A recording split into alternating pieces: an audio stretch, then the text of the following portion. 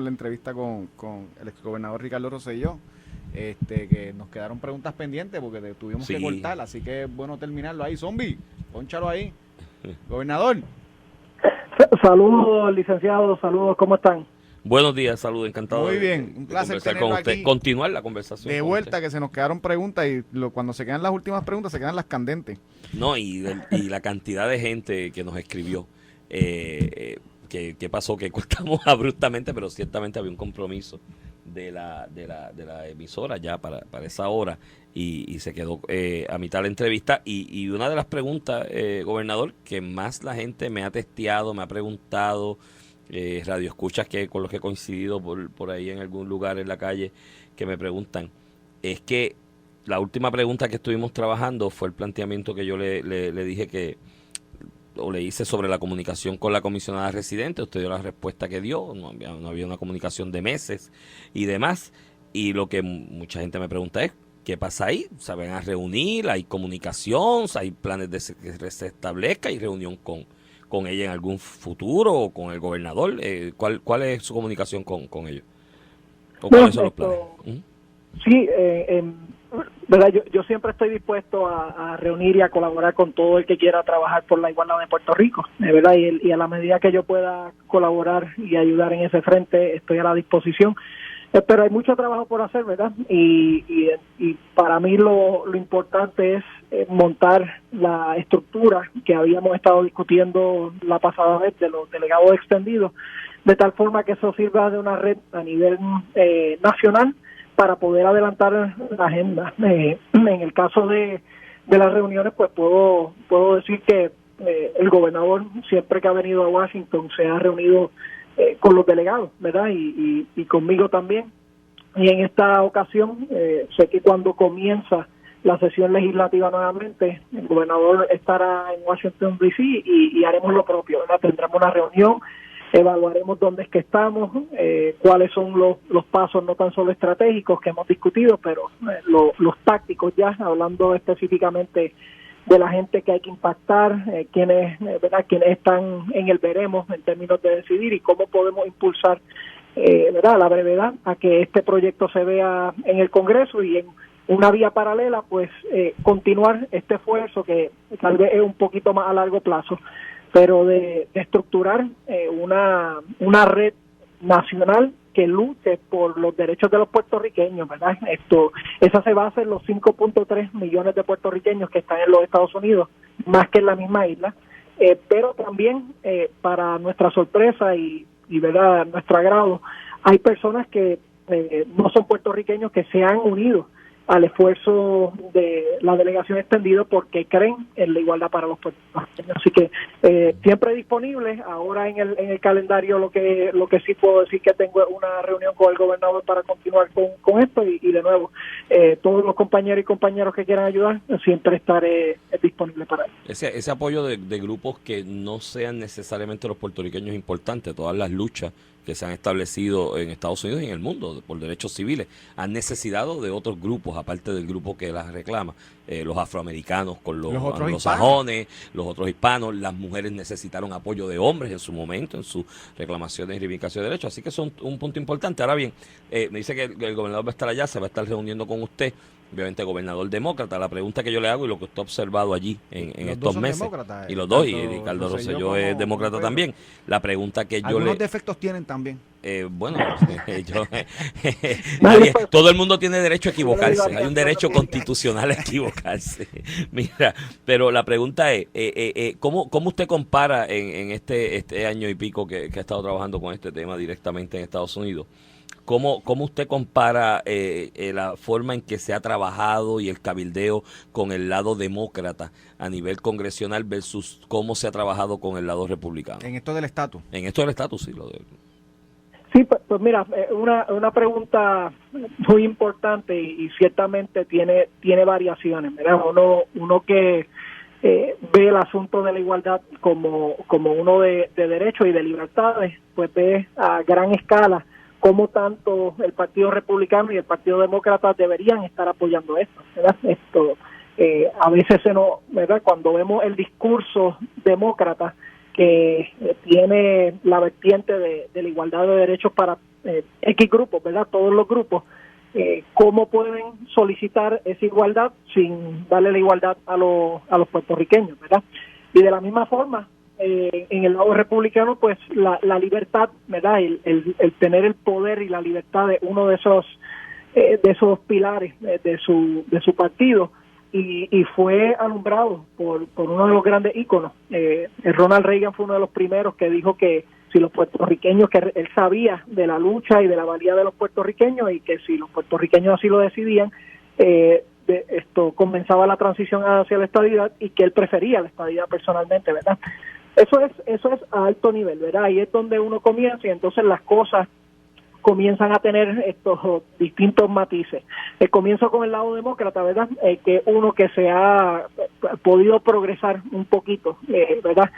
En el lado demócrata, siempre los obstáculos más grandes es que los mismos o la mayoría de los puertorriqueños que estaban en el Congreso tenían una afinidad con el movimiento independentista, lo que los posicionaban a ellos como obstáculos a cualquier progreso de la estadía, ¿verdad? O de solucionar este problema. Eso ha variado, ¿verdad? Con ciertos nuevos miembros puertorriqueños, con mayor influencia, con mayor discusión, y llegó al punto, ¿verdad? Que Nidia Velázquez ¿verdad? Y llega a un acuerdo para esencialmente sacar el problema colonial que ella había apoyado en el pasado, pero que reconoce que es un obstáculo, y entonces crear este proyecto de consenso que en esencia consolida a gran parte de la base demócrata. Digo gran parte porque todavía, licenciado, quedan algunos demócratas que su afán por la independencia es tan grande, y su afán por los movimientos de extrema izquierda son tan grandes, que no quieren permitir que este proyecto que le da el poder al pueblo pase hacia adelante. Sí, claro, y ahí vimos cómo Alexandro Ocasio se bajó del proyecto. Ese es el mejor ejemplo, licenciado. Mire, cuando Alexandro Ocasio-Cortez ganó su primera elección, los tweets están allá afuera, donde ella habla esencialmente de que los puertorriqueños necesitan igualdad, que no puede creer que seguimos siendo colonia, que tenemos que tener la igualdad de los estados, etcétera, ¿verdad? Poco a poco, si se fija, su discurso fue cambiando, y eso es uno de los retos grandes que tenemos, ¿verdad?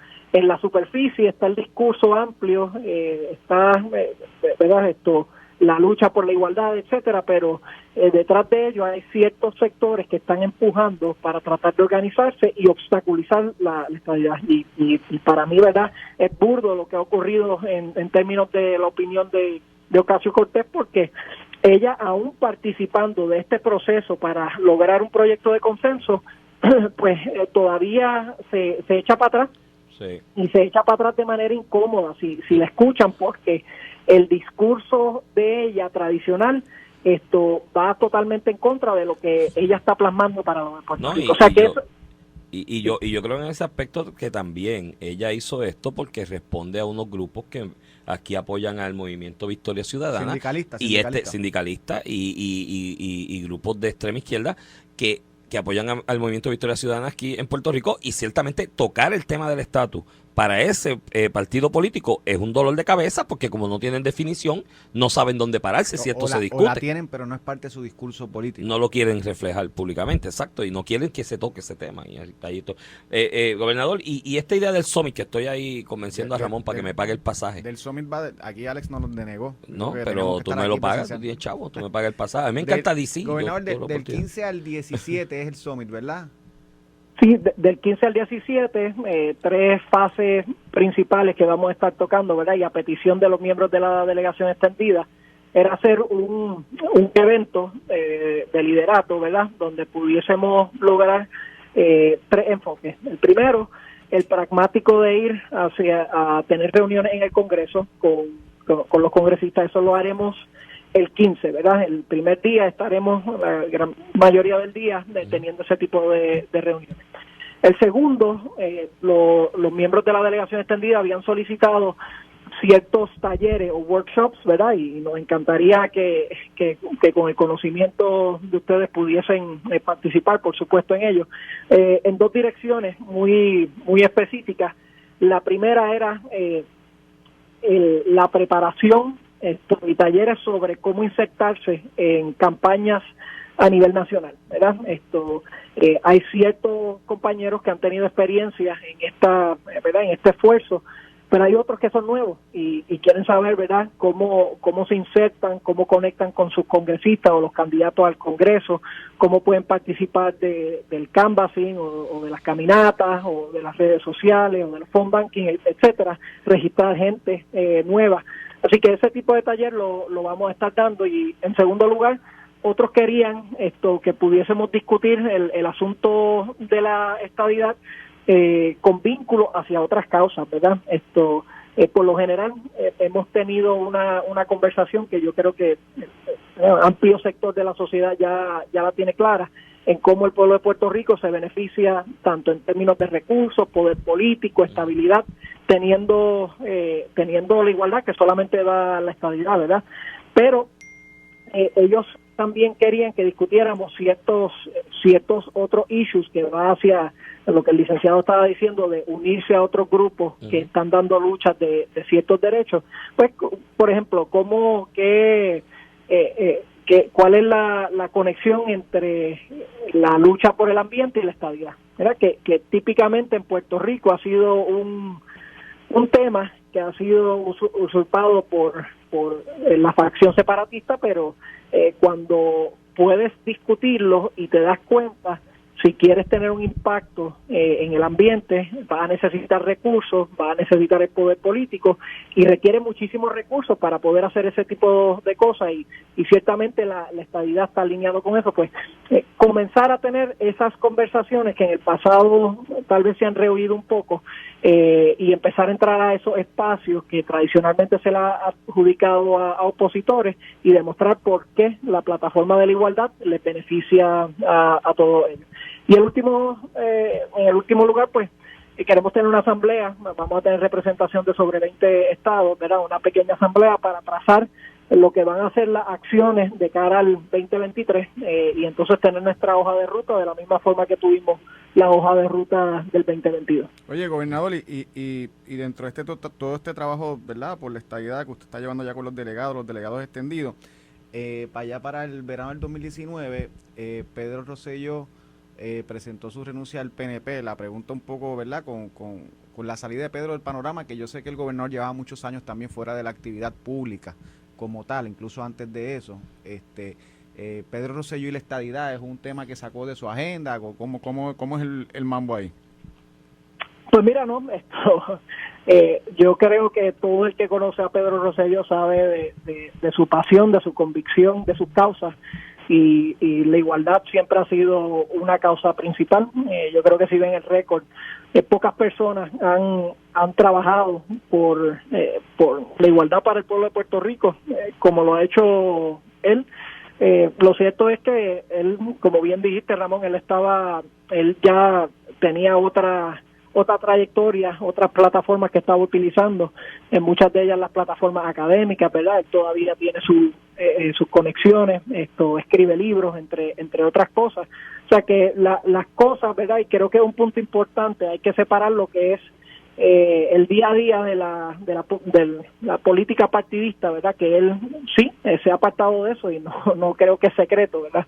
Y hace mucho tiempo, pero en términos de sus causas y las luchas, por supuesto que la igualdad siempre ha sido una principal y él continuará con eso, porque eso no es algo por un interés o por una candidatura, es algo que le nace a uno en el corazón y ciertamente a él le nace.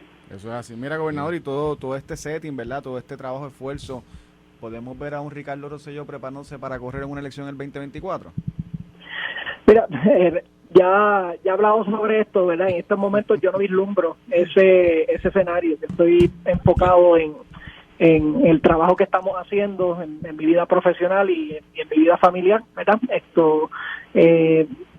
Me encanta lo que estoy haciendo y desde la perspectiva que lo estoy trabajando, me encanta trabajar con miembros de la delegación extendida. De verdad que veo un potencial y un área enorme de crecimiento ahí.